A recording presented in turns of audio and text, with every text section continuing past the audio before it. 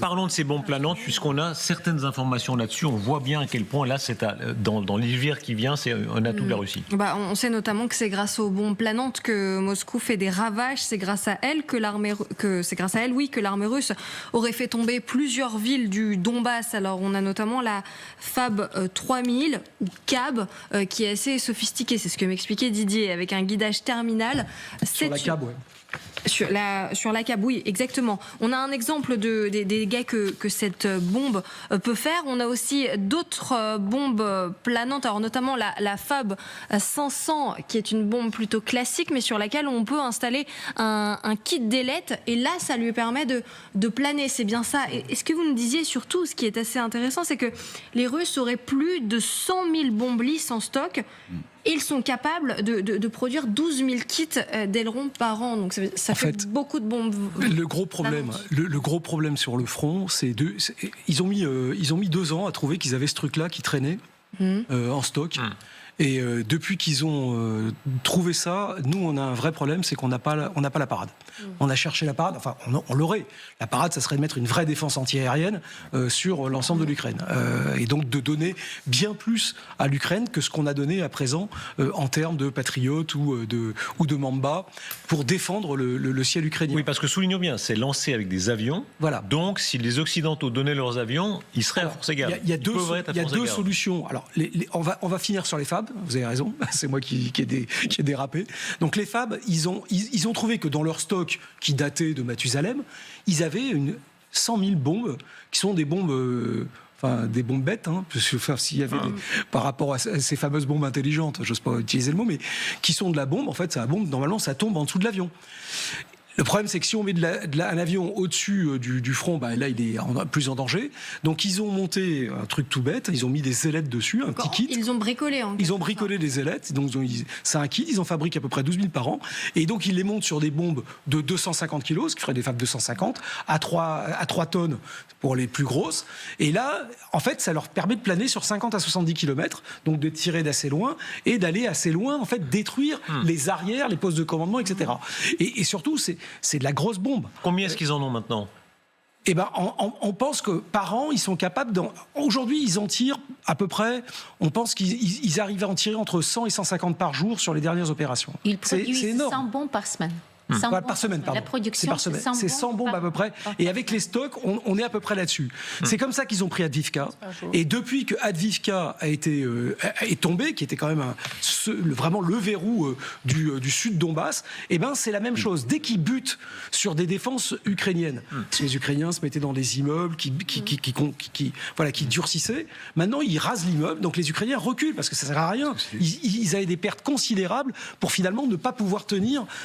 Et donc, pour le coup, s'il y a eu un game changer, puisqu'on n'arrêtait pas de parler de ce truc-là, on n'a jamais vraiment cru au game changer, mais il y a une chose qui a vraiment changé la stratégie russe et qui leur a permis d'avancer depuis octobre 2023, parce qu'en fait, c'est là que ça a commencé. Nomination de Surovikin, mise en place de la ligne et la mise en place. Et Surovikin, d'ailleurs, est un aviateur, donc c'est pas totalement sur la puissance de l'économie russe, parce que alors, vous dites qu'il y avait 100 000 bombes en réserve. Bon, ça, c'était de la réserve, c'était du stock. Mais là, on vient d'ajouter ici, Oksana, ils en produisent 100 par semaine. C'est le stock. C'est le kit. Oui. C'est le kit d'ailettes. Ils les adaptent 100 fois par semaine. Ouais. Et on apprenait tout à l'heure avec Émilie qu'il y a 35% de plus de drones. On est quand même dans une économie de guerre, on l'a compris, mais qui est performante. Pas performante du point de vue économie générale, mais du point de vue de guerre. Xavier Titelman, il y a une production de tout ce qui est aérien qui effectivement est vertigineuse de la part des Russes. Bien sûr, et là on est encore une fois sur les FAB, ce n'est qu'un rattrapage, presque 30 ans de retard sur ce que faisaient les Américains pendant la première guerre du Golfe. C'est réellement les armements qui maintenant sont tout à fait intégrés chez nous et que les Russes n'utilisaient pas au début de la guerre. Donc c'est vrai qu'ils ont simplement atteint un niveau technologique qui est celui que nous on avait il y a 30 ans. Et les Ukrainiens ont la même chose et les Russes sont incapables de l'arrêter également parce qu'on fournit, par exemple, la France a fourni déjà 600 bombes planantes qui s'appellent les A2SM qui ont une grande efficacité. Simplement, les Ukrainiens, ils n'ont pas assez de porteurs, ils n'ont que quelques dizaines d'avions de chasse capables de les lancer. Et face à à eux, il y a des centaines d'avions de chasse. Aujourd'hui, le facteur limitant... C'est bien le manque d'avions. Pardon, je souligne ça parce qu'on s'est fait bourrer le mou, pardon, je ne sais pas si c'est une expression favorite de Baudin. On peut dire français, en bon français, on s'est fait bourrer le mou. Vous pouvez le dire. Bravo, merci Général, merci de votre autorisation. Par un certain nombre de spécialistes qui nous disaient, en fait, ils n'ont pas vraiment besoin d'aviation, on exagère, etc. C'était un bon prétexte pour ne pas donner les avions. En réalité, là, on voit, dans un moment aussi crucial, que l'aviation aurait un rôle décisif. Et la contre-offensive, elle a raté parce qu'il n'y avait pas d'avion aussi, il faut pas rêver. Oui, parce qu'effectivement, ces bombes, elles sont lâchées par des avions qui prennent pas trop de risques, puisque comme Didier le disait, comme elles planent sur des dizaines et des dizaines de kilomètres, les avions, ils s'exposent pas trop. Et le problème aussi, c'est que ça vaut pas cher tout ça. J'ai vu que ces bombes, ça vaut à peu près 20 000 € pièce.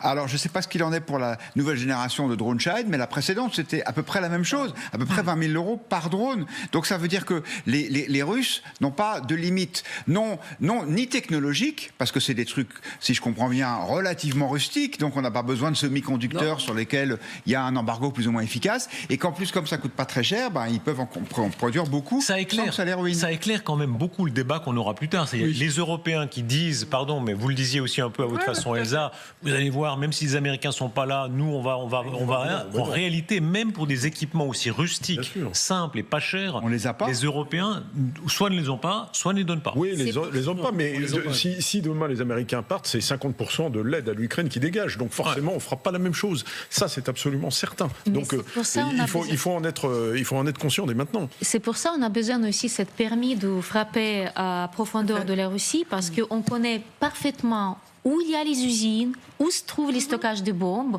Et nous pouvons vraiment, si on aura cette permission, et on attend d'ailleurs cette décision maintenant de la part de Biden dans ces derniers mois, parce que ça, ce sera le game changer. Parce que nous pouvons parfaitement détruire tous ces stockages. Et comme ça, cette bombe flottante ne sera plus la menace pour nous. Oui, alors on va vous faire écouter un extrait de la télévision russe qui se vante particulièrement ces derniers jours de ces fameuses bombes planantes. Écoutez, c'est cette journaliste russe qui fait les présentations. Actuellement, ils installent et attachent la FAB 3000. C'est une opération complexe pour l'ajuster parfaitement. Grâce à ce travail, elle devient une arme précise et redoutable. La FAB 3000 est une bombe aérienne puissante. Elle laisse derrière elle un paysage lunaire. Elle a un effet de souffle important. Elle fera de très gros dégâts dans un rayon d'un demi-kilomètre. Cette séquence est terrible. Ils narguent les Occidentaux. En réalité, ils sont en train de dire aux Occidentaux, regardez, nous, on a réussi à faire ce que l'Occident, on parle de l'OTAN, qui est la plus grande puissance de tous les temps. On parle de l'Union européenne, qui est un des pays, des régions les plus riches de la Terre, et on n'arrive pas à faire pièce aux Russes. Quand même, je pense qu'il faut dire qu'à la fois ceci est vrai, et en même temps, la Russie, en 2 ans, a été incapable de conquérir la petite Ukraine. La Russie, pas la petite, c'est un très grand pays, l'Ukraine. La petite Ukraine, en tout cas en termes démographiques et en termes d'expérience de combat, l'Ukraine dont on donnait quasiment la défaite dans les 2 semaines après le début de cette guerre. Et pour revenir sur les calculs que nous faisions tout à l'heure, au rythme où se fait la progression, et je ne dis pas qu'elle ne va pas s'accélérer, mais au rythme où se fait la progression russe, il faut 2 ans encore pour prendre le Donbass, 88 ans pour prendre toute l'Ukraine. Donc on est loin d'être dans un rapport de force qui a été clarifié une fois pour toutes. J'entends beaucoup cette petite musique. Allons-y, allons faire des négociations de paix parce que maintenant c'est fichu puisque Trump ne sera peut-être pas à la hauteur de ce que faisait Biden. La réalité, c'est qu'on se perd dans l'analyse de mouvements qui sont quand même assez limités. Il n'y a pas de changement drastique dans cette guerre qui nous permette de dire tel va gagner, tel autre va perdre. Vous avez raison, mais on comprend bien que justement, ça n'est pas une question kilométrique. C'est une question politique au moment où, oui ou non, un pays est prêt à mener la guerre jusqu'au bout. À faire. Les Ukrainiens dont nous parlait tout à l'heure, qui effectivement, ce rapport de démobilisation ou de déserteurs, ceux avec qui on a pu parler à l'extérieur de l'Ukraine ou avec leurs compagnes en Ukraine, nous disaient aller combattre, c'est une chose, mais avec des armements qui nous laissent une chance de survie sur le champ de bataille qui vont au-delà de la semaine. Donc on peut aussi entendre ça, c'est que quand on dit souvent on impose à l'Ukraine de combattre avec une main liée dans le dos, effectivement, la responsabilité, alors là, si on est très concret, pour des avions dans ce cas précis, ce serait effectivement la no-fly zone. Ou les F-16. Les F-16 en très grand nombre. Voilà. Quand est-ce que... Il faut une arme aérienne, là. Quand est-ce qu'il pourrait arriver parce qu'il faudrait combien d'avions, là, dans ce cas-là? Attendez. Combien? Il en faut, je pense, 200. Oui, 200. Voilà. Mais soyons très concrets. Parce que là, les Américains ont donné 0. Alors, 0. Américains, 0. Ils en ont 3 000 Voilà. La France, combien? La France, on peut en avoir 10, 12 Mirage 2000, peut-être. Qui vont arriver avant la fin de l'année et une deuxième livraison dans la foulée. Ça se gâte un peu, pardon, je ne voudrais pas me moquer de vous, mais... Attendez. Non, le game changer, c'est le F-16. Il n'y a que le F-16 qui est en masse. Attendez. On vient d'avoir la scène qui est quand même très intéressante. Elsa Vidal qui dit, vous allez voir, on peut prendre le relais, etc. Non, il faut, d'accord, ça c'est la pétition de principe. Attendez, on a entendu, il faut, et après quand on dit combien, vous dites il faudrait 200 avions, c'est juste. 850-200 pour pouvoir avoir un effet sur le terrain. Et quand on dit combien sont donnés pour l'instant, vous dites la France 6. La France, elle va en donner... Elle va, ils ne sont même pas arrivés encore. Non, ils vont être livrés... Ils sont où?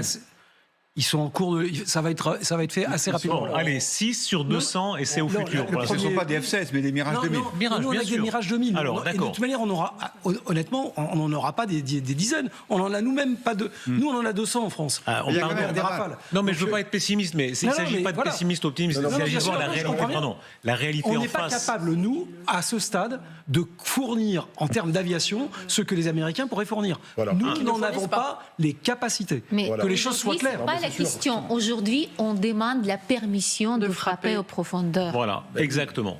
C'est oui, tout. Mais et le reste, on va le faire. Une des clés, c'est quand même d'éteindre, l'arme aérienne en face avec ces bombes planantes qui sont quand même très. Cela étant, je souligne à quel point ce que vient de dire Roxana est important, c'est qu'effectivement les Ukrainiens disent au moins laissez-nous tirer en profondeur, avec des armes en profondeur de la Russie. Est-ce que selon vous, la France est prête à donner à l'Ukraine des armes pour frapper à l'intérieur de la Russie? Elle les a déjà données. Ce qu'elle est en train d'essayer d'obtenir, c'est l'autorisation des Américains, parce qu'il y a deux composants dans le système qui sont fabriqués aux États-Unis, et donc il faut l'autorisation des Américains pour pouvoir utiliser dans la profondeur. Donc il n'y a pas d'armes 100% françaises qu'on puisse leur donner. Le Scalp et le Storm Shadow, puisque c'est la même chose, ont ce problème qui est voilà.